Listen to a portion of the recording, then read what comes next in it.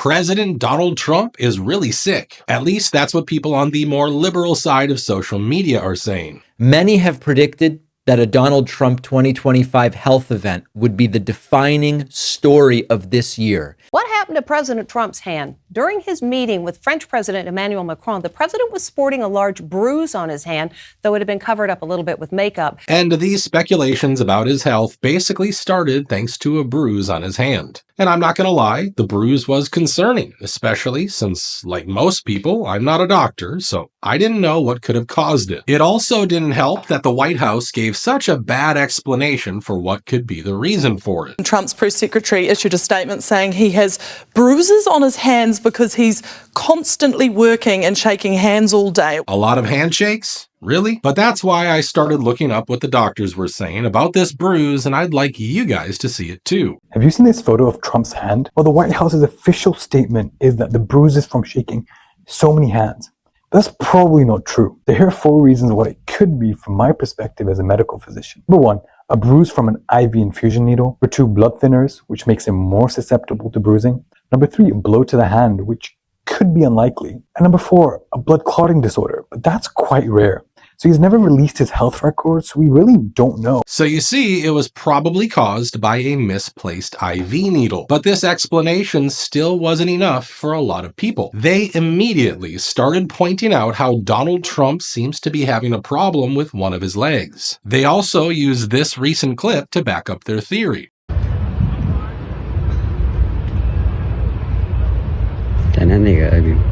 First of all, the president has been having a problem with that leg for a while now. Even back when he was working as a garbage man, he was a little wobbly at times.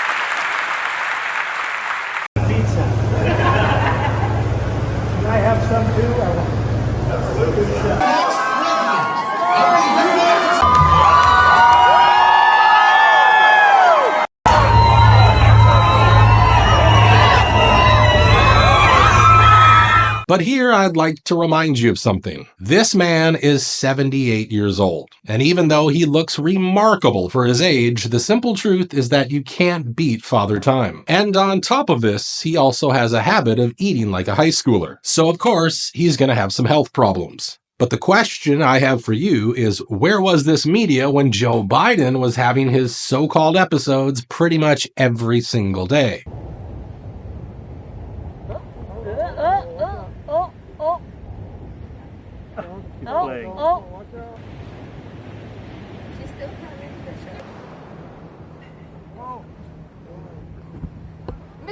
You know, the rapidly rising I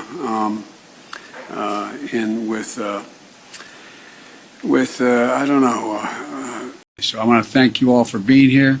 And now, who am I introducing next? Who's next?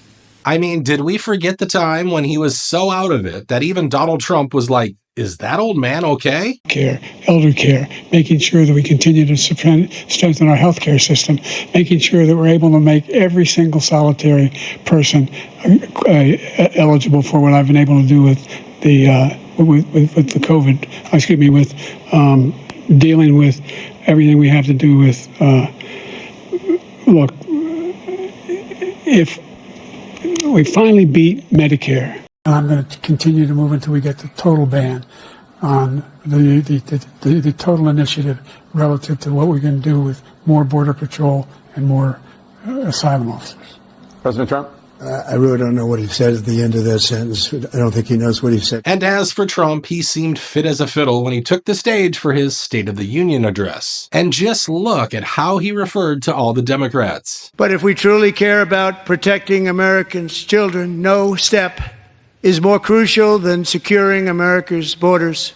Over the past 4 years, 21 million people poured into the United States. Many of them were murderers, human traffickers, gang members and other criminals from the streets of dangerous cities. He also once again reminded us what kind of corruption exists in our most basic government programs. Country, 1.3 million people from ages 150 to 159, and over 130,000 people, according to the Social Security databases, are age over 160 years old.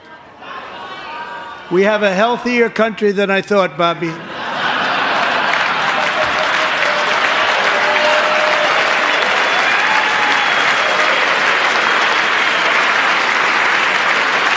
And in response to this claim, look at what Bernie Sanders just put out. Nobody who was 150 years old or 200 years old or 300 years old is receiving Social Security checks. Of course, there aren't any 200-year-olds collecting Social Security. That's the whole point. This money is going into the pockets of corrupt elements that exist within our bureaucracy and our government. And speaking of dumb responses to Donald Trump, for some reason a bunch of Democrats thought it was a great idea to release the same message. When I win, I will immediately bring prices down starting on day one.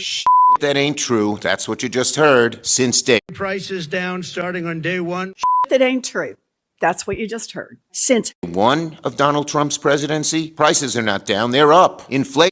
Day one of Donald Trump's presidency, prices are up, not down. Inflation is getting worse, not better. The prices is getting worse, not better. Starting on day one. Not true. That's what you just saw.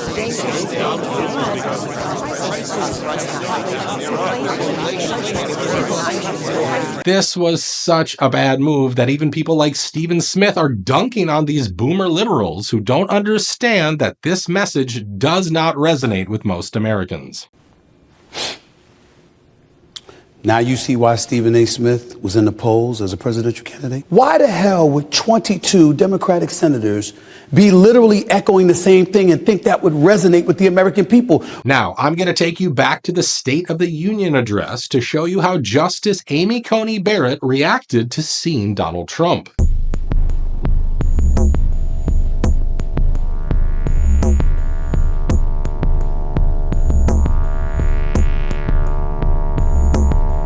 If you ask me, she looked positively horrified to be around our president, even though he was the one who nominated her for the job in the first place. And you want to know how she paid him back? By siding with liberal judges and rejecting Donald Trump's request to continue a freeze on foreign aid. It means another $2 billion will soon be flying out of this country.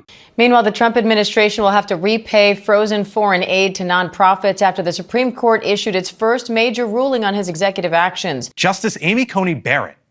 She was sworn in 2020 after being picked by President Trump in his first term. Both she and Chief Justice Roberts sided with the liberal justices in a 5-4 decision. Amy Coney Barrett and John Roberts have gone off on their own on several items. So it's clear that unless the president starts doing something about these lifelong public officials, he's not going to be able to achieve a lot of his goals. Now, moving on, another story I want to talk about involves the Fed. Apparently, it's also on the chopping block. In a recent X post, Representative Thomas Massey shared, "I just reintroduced End the Fed." Title, Federal Reserve Board Abolition Act, H.R. 1846. Americans would be better off if the Federal Reserve did not exist. The Fed devalues our currency by monetizing the debt, causing inflation. So for the 5th Congress in a row, I've introduced H.R. 24, which is a bill to audit the Fed. You know, the organization that makes this possible, the organization that makes war possible. Now, I'm sure you all know that there's a lot wrong with this institute, but I would like you to see why exactly this might be the most dangerous organization in the United States of America. The Federal Reserve is the chief counterfeiter. It's fraud. If you and I did it, we'd be in big trouble. One last thing. The biggest scam they have, the biggest con, is not just the appropriations process and how they fund it. It's the Federal Reserve. Okay? Okay? 0.5% of the citizens of this country own more assets than the bottom 90%. That's all happened over the last 10 years since 2008. Now, we took a monetary base of back in the 80s of $800 billion. The balance sheet of the Fed was $880 billion under President Bush, right? Balance sheet of the Fed is $9.5 trillion today. Who got the money? To financial institutions in Europe and other countries. Which ones? I don't know. $500 billion and you don't know who got the money? The loan went to the loans go to the central banks, and they then put them out to their institutions to try to bring down short-term interest rates in dollar markets around the world. Moving on, another story I want to share relates to John Podesta. According to an exclusive report from the New York Post, he was handling a $375 billion slush fund and giving away billions of dollars to newly formed charities. The things they claim in this article are insane. For instance, they say Kamala Harris handed over a check for nearly $7 billion to Bethesda, a Maryland-based group, Climate United Fund, which does not appear in the IRS's charities database. In fact, the nonprofit fund had only been incorporated in Delaware on November 30th, 2023, just 5 months before Harris handed over the cash in April 2024. Now, the fact that a guy like John Podesta was handling so much money is already concerning, but these new findings confirm what the goofy-looking guy had admitted about the EPA. Now we're just having to get the money out as fast as possible before they come in and fuck up. It truly feels like we're on the Titanic and we're throwing gold bars off the pier. Last year we did off $60 million. $50 million? Billion with a B. $50 billion? Yes. Just having to get the money out as fast as possible before they come in and fuck up. Really? Yeah. You can do that? Yeah. To an extent. Just within reason. Yeah. Really?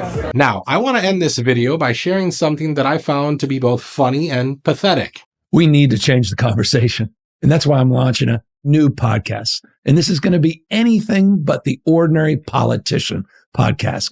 I'm going to be talking to people directly that I disagree with, as well as people I look up to. But more important than anything else, I'll be talking directly with you, the listener. Real conversations. What's going on with the cost of eggs? What are the impacts, real impacts to you around tariffs?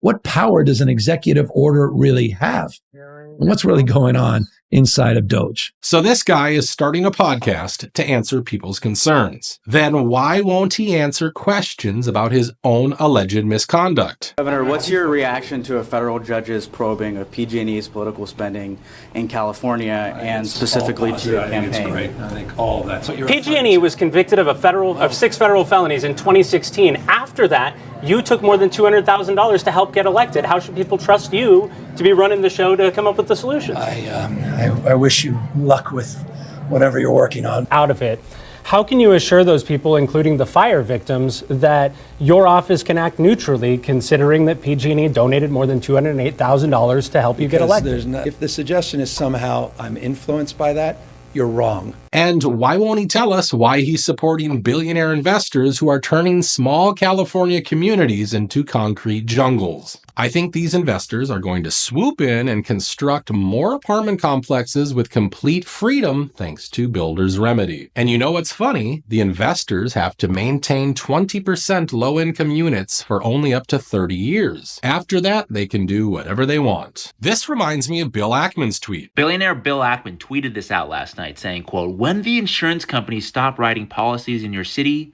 sell and move out." He's basically sharing the plan with everyone. Since there will be no insurance, people will leave and land will go to investors like him. And you have to keep in mind, these investors don't really care about 30 years. They make investment strategies for 50 or even 100 years. And you know what's going to happen when most of these single-family homes are replaced by high-rise buildings? Well, it's party time for investment managers like BlackRock, since they have made it clear they are not in the business of buying single-family homes. Well, the answer is simple. The man doesn't give a damn about his people. That's probably why he's once again put some water regulations back in place, even though President Trump had issued orders to remove them. Well, the water wars have started. Somebody really needs to get in touch with Trump on what's going on. The State Water Board yesterday re-adopted their emergency regulations, which will restrict water usage on my farm and all through Northern California. So somebody needs to get hold of Trump, and, you know, what he's doing is not going to work. These guys are just going right around him because he doesn't know.